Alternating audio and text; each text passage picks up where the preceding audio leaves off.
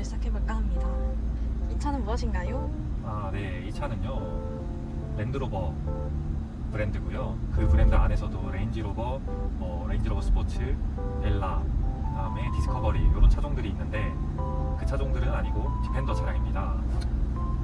저희가 이제 기변을 좋아하기 때문에 차를 너무 좋아해서 기변을 자주 하고 이때까지 이 동급 SUV 차량들을 많이 경험해 봤는데요. 그게 X5, 6, Q8, GLE, 카이엔까지 이제 브랜드 불문하고 대부분 차들을 많이 타봤다고 생각을 해요. 근데 생각을 해보니까 랜드로버를 타본 적이 없었어요. 그리고 그 중에서도 디펜더의 디자인이나 희소성 그리고 공간이 큰 차를 가지고 싶었기 때문에 그런 점들이 다 마음에 드는 차를 보게 됐고요. 제 차에 대한 설명을 먼저 해주자면 제 차는 D250 SE 등급의 모델입니다. 이거는 디젤 6기통 모델이고 그 중에서도 위에 이제 D300 HSE 모델이 있는데 그 다음 등급으로 속해요. 그 두 등급 간의 차이점들은 이제 뒤에서 따로 얘기하려고 하고요. 가장 기본이 되는 외관이나 내관부터 먼저 얘기를 해주자면 이 차는 하쿠바 실버 차량입니다. 지금 여기 각도에서는 외부 모습이 안 보이긴 하는데 나중에 그거는 사진으로 끼워 넣던가 하도록 하고요. 영상을 찍던지. 일단 하쿠바 실버 차량이고 이 차량 색상이 되게 매력이 있어요. 보통 이제 디펜더 하면은 저도 처음에 생각했던 거는 올블랙 디펜더였거든요. 근데 올블랙 디펜더는 사실 제 생각에는 좀 흔해요. 물론 디펜더 차량 자체가 희소성이 있긴 하지만 요새 사람들이 제가 즐겨보는 유튜브 채널도 있는데 그 채널의 주인분도 그렇고 올블랙으로 많이들 하더라고요. 그게 아니면 화이트도 이제 무난한 색상이죠. 다른 차들에서도 많이 하기도 하고 아무튼 그런 색상들을 제외하고 제가 원래 실버를 좋아하진 않지만 디펜더 차량이 되게 잘 어울리더라고요. 그리고 기본 실버보다는 이제 포인트들을 주면 되게 예뻐요. 예를 들자면 저 같은 경우는 외관에 블랙으로 포인트를 줬는데요. 루프 쪽에 블랙으로 랩핑을 하고 그러면 이제 천장, 지붕 쪽이 검은색이겠죠. 그리고 로고도 블랙으로 바꾸고 그릴이 되게 작긴 한데 그릴도 아무튼 블랙으로 랩핑을 하고 휠도 블랙으로 도색을 하고 뭐 이런 것들을 해놓으면 제 생각에는 되게 예쁩니다. 그리고 제가 가장 만족하고 있는 부분은 관리가 너무 쉬워요. 이게 이번 주에도 저희가 장마였는데 비를 엄청 많이 맞았어요. 그래서 비 맞고 나서 이제 세차할 때 됐나 하고 밖을 보니까 세차할 필요가 없겠더라고요. 티가 잘 안 나요, 실버가. 반면에 이제 와이프 차량 화이트 색상은 엄청 더럽습니다. 지금 세차를 언제 하실 예정이신가요? 장마이기 때문에 장마 끝나고 더 버티실 건가요? 사실 와이프 차는 제가 알기로는 지금 200km도 안 탔는데 거의 그냥 헌차예요, 헌차. 이거든요? 아무튼 실버라서 이런 장점이 있고 내부 같은 경우는 이제 베이지 색상이에요. 제가 이 실버의 베이지 조합을 딱 찾아서 이 차량을 샀거든요. 내부 같은 경우는 왜 베이지를 하고 싶었냐면 얘 기본 그 천장의 색상이 베이지 색상이에요. 그래서 내부 시트 색상까지 베이지로 하면 되게 일체감 있다고 생각을 했고요. 그리고 관리가 어려운 재질이 아닙니다. 그래서 관리도 되게 쉬운 편이라고 생각을 하고 물론 블랙보다는 덜하겠지만요. 제가 그냥 뭐 신경 안 쓰고 타는 타입인데도 별로 더러워지는 건 잘 모르겠어요. 네, 그래서 베이지 내부를 선택을 했고 이 정도면은 뭐 외관이랑 내부 기본적인 보이는 모습에 대한 얘기는 한 것 같고요. 그 다음에 이제 이 차량에 대해서 하나씩 설명을 드리자면 일단은 뭐 제가 이 디자인에 꽂혀서 샀다고 말씀은 드렸지만 이 외관을 뭐 다들 아시겠지만 되게 터프한 외관이에요. 이게 마초적인 그런 차량인데 반면에 에어서스의 승차감이 엄청 좋아요. 저도 그걸 많이 듣고 이 차를 선택을 했고 얼마나 편하겠어 했는데 되게 편합니다. 뭐 예를 들자면 이런 류의 차 중에 윗등급으로는 G바겐이 있을 거고 아래에는 뭐 랭글러나 이런 차량들이 있을 건데 브론코라든지 근데 제가 알기로는 이런 오프로드 유형의 차량을 하는 차량 중에 디펜더가 승차감이 거의 탑급에 속한다고 알고 있어요. 제가 알기로는 리뷰나 이런 거에서 본 바로는 그렇고요. 저도 실제로 이걸 타면서 그 승차감을 겪고 있어요. 이 승차감을 대충 다른 브랜드랑 설명을 하자면 제가 겪어본 바로는 X5나 X6 같은 경우는 가장 군더더기 없는 차량이라 생각을 하고요. 하지만 그 차량 같은 경우는 살짝 단단해요. 승차감이 편하긴 하지만 조금 단단한 면이 있고 그 다음에 대신에 롤링도 없고 되게 좋았고요.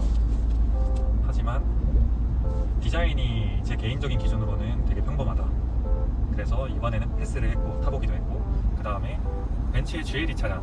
GLE 차량 같은 경우는 되게 고른 노면에서 직진만 할 경우엔 승차감이 너무 좋아요. 솔직히 그 승차감은 제일 좋은 편에 속한다고 알고 있는데 제가 경험을 해봤을 때는.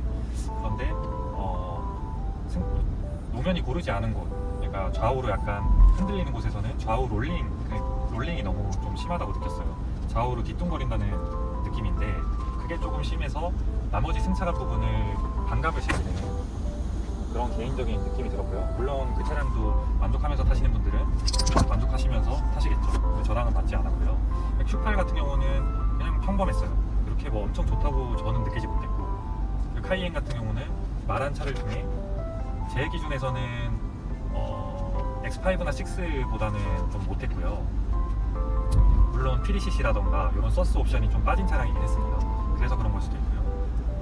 아무튼 그 차량들과 비교를 했을 때 랜드로버는 이 디펜더 차량은 엄청나게 승차감이 좋은 편이에요. 제가 겪어본 SUV 중에서 좌우 롤링도 거의 없는 편이고 승차감도 되게 편합니다. 승차감 부분은 이 정도로 마무리하고, 그 다음에 말씀드릴 부분은 제가 이 차를 타면서 놀랬던 거는 시야감이 좋다고는 들었는데 상상 이상으로 시야감이 좋습니다. 이 차가 얼마나 높냐면 그 마을버스라던가 그냥 일반 버스도 옆에 지나갈 때 보면은 버스 기사분과 눈이 마주쳐요. 눈이 마주치는 편이고 깜짝깜짝 놀랍니다. 아무튼 그 정도로 시야감이 되게 좋고, 펠리세이드나 뭐 산타페 이런 큰 SUV 차량도 지붕 부분이 보이더라고요. 얘가 확실히 높다. 제가 밖에서 섰을 때는 키가 185인데도 불구하고 디펜더보다 작은 것 같아요. 제가 솔직히 정확히 재보진 않았는데요. 느낌상 그렇습니다. 그 다음에 또 말씀드릴 사항으로는 내부 공간이 되게 넓어요.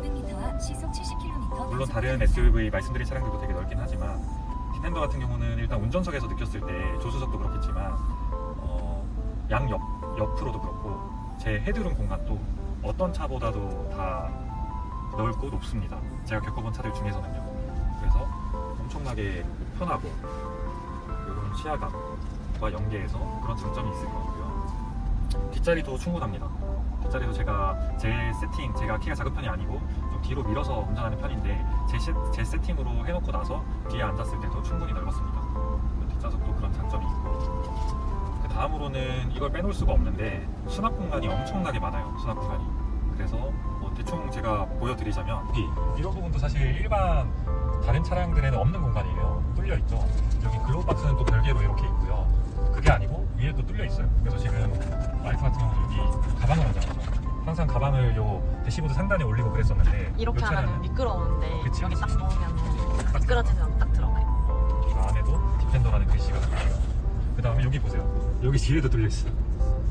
그래서 나중에 비상금을 숨기기 좋지 않을까. 여기를 확인해 봐야겠군. 괜히 말한 건가? 아무튼 이런 데도 있고, 지금 여기도 있고 제 운전석 옆에 공간에도 있어요. 뭐 이런 식으로 보실 수 있고, 그 다음 여기도 지금 엄청나게 깊거든요. 여기 깊고 대신에 옆에가 뚫려 있어요. 그래서 좀 거슬리긴 한데 요거는 옆에를 막는 그런 아이템이 있습니다. 저는 장착을 안 했지만. 그 다음에 옆에 당연히 다른 차에도 있는 도어 쪽 수납함들도 있고요.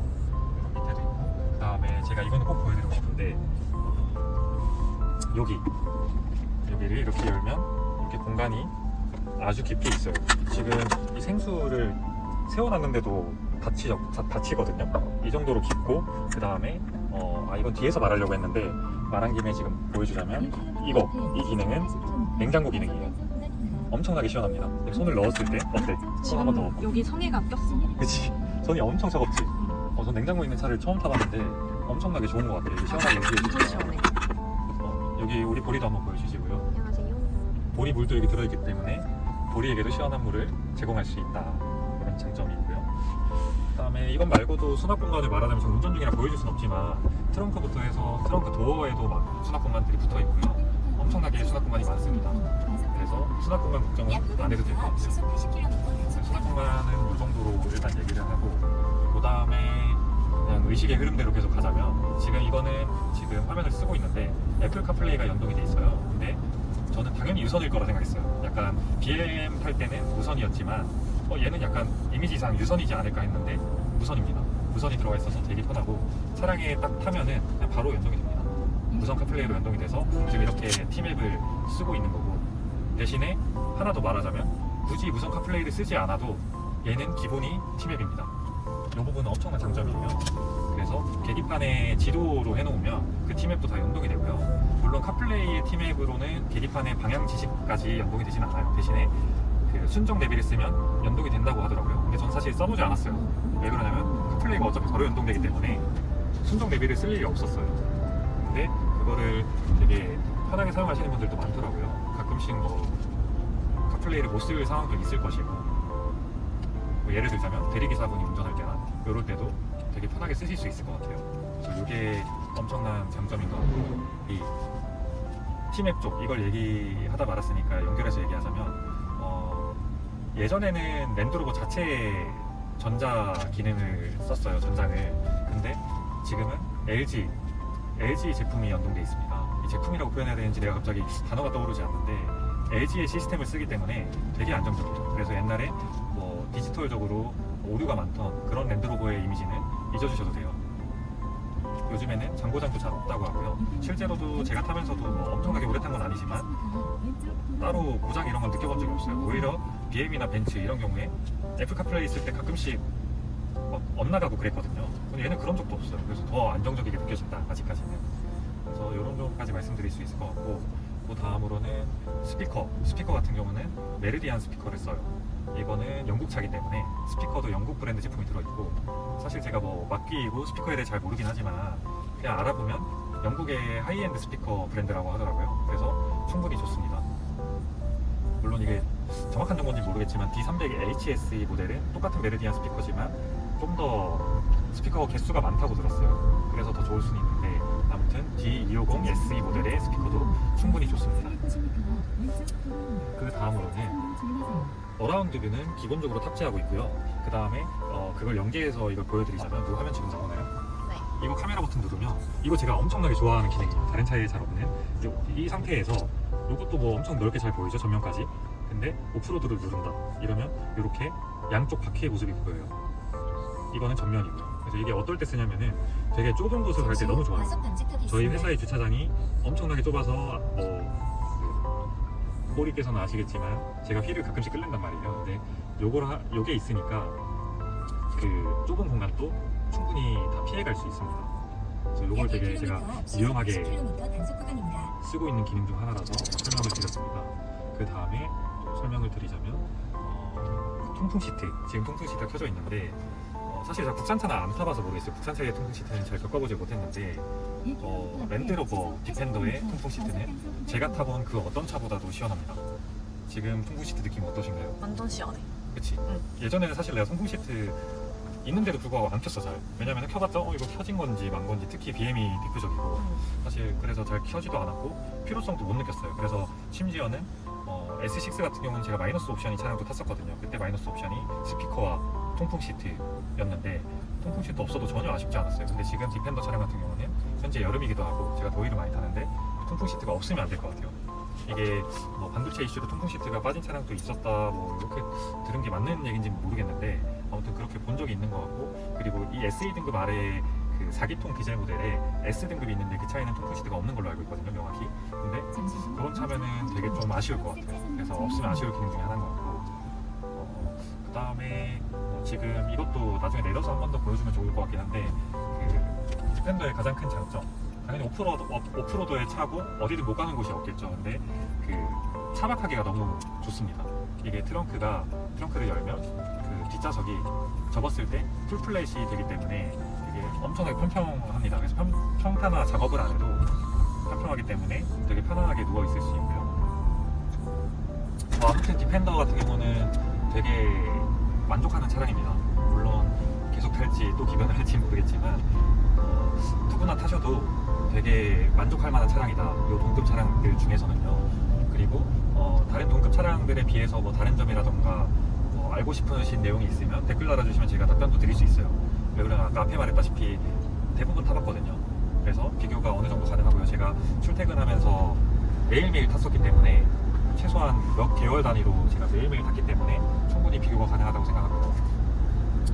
그 다음에 뭐 또 말씀드릴 사항으로는 앞에서 이제 뒤에 말하겠다고 했던 내용 중에 그 D250SE 모델 제 차량과 그 윗등급인 D300HSE 모델의 차이점, 이것도 많이들 궁금해 하실 것 같은데 제가 빠뜨리는 내용이 있을 수도 있겠지만 제가 알아본 내용에 한해서 말씀드리자면 우선 가장 큰 차이점으로 생각하는 부분은 요 모니터의 크기예요. 지금 제 모니터는 10인치인데요. D300HSE 모델은 이거보다 이 밖으로 좀 더 튀어나와서 이게 좀 더 튀어나와서 11.4인치, 1.4인치가 더 크고 이렇게 조금 더 튀어나와요. 그래서 화면이 넓기 때문에 당연히 시인성이나 이런 것들이 더 좋겠죠. 근데 전 사실 D300HSE 모델의 실제 모니터 크기를 못 받고 시승을 해보거나 한 것도 아니기 때문에 지금 모니터 크기로도 불편함이 없습니다. 저는 그거 하나로 등급을 올렸을 것 같진 않아요. 그 다음으로는 HUD도 들어가고요. 요거는 좀 없으면 아쉬울 수 있죠. 요즘 차량들에 많이 들어가는 옵션이다 보니까 내가 만약 HUD가 꼭 필요하다 이러면 D300HSE로 가셔야 됩니다. 그거 말고는 답이 없어요. 아니면 사제로에서 설치하는 방법도 있을 거고요.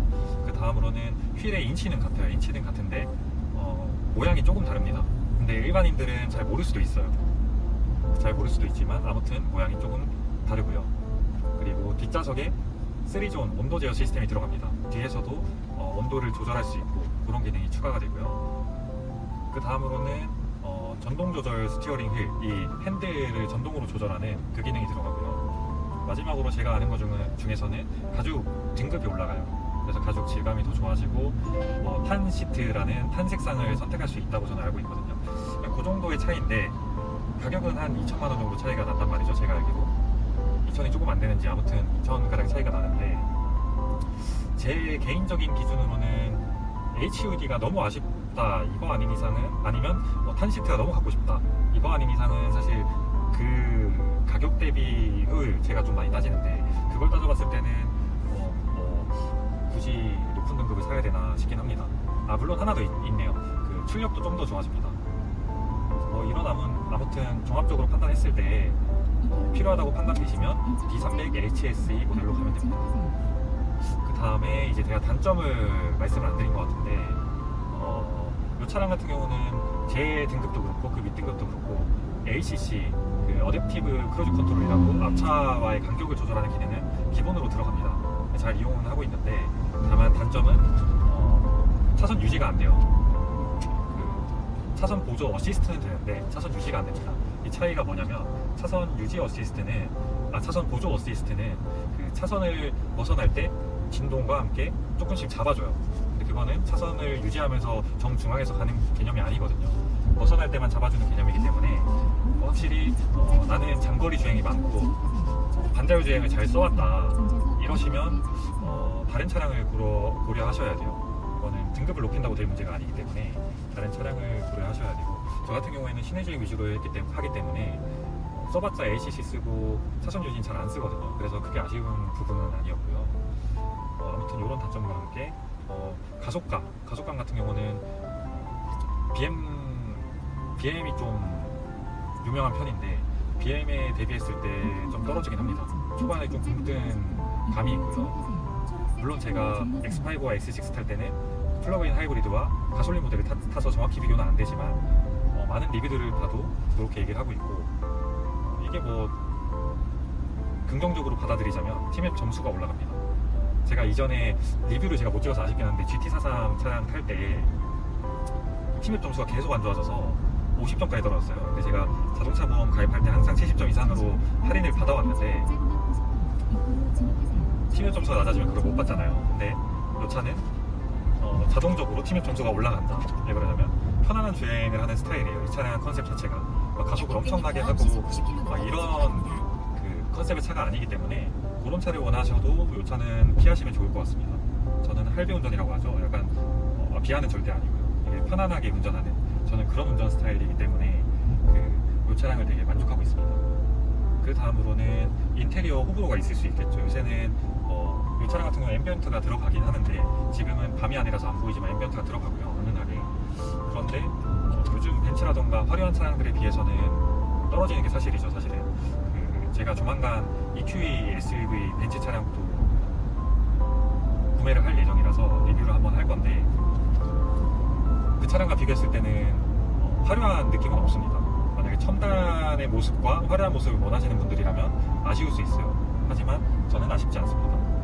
JD 쿠페 400D도 탔었고 BM X6도 탔었지만 저는 이 인테리어가 디펜더에 오히려 어울리는 인테리어고 벤츠처럼 화려했다 이러면 어울리지 않았을 것 같아요. 그래서 저는 충분히 만족하고 있는데 누군가에게는 단점이 될 수도 있을 것 같아서 말씀드렸고요. 마지막으로는 랜드로버 하면 가장 많이 떠오르는 게 수리, 정비 부분이죠. 이게 서비스 센터 개수 자체가 사실은 BM이나 그 벤츠에 비해서 적어요. 다만 팔리는 대수도 작습니다. BM 벤츠에 비해서는. 그래서 개인적으로는 제가 봤을 때는 그렇게 어렵지 않을 거라고 보이는데 이거는 제가 고장 나본 입장이 아니기 때문에 그럴 수 있어요.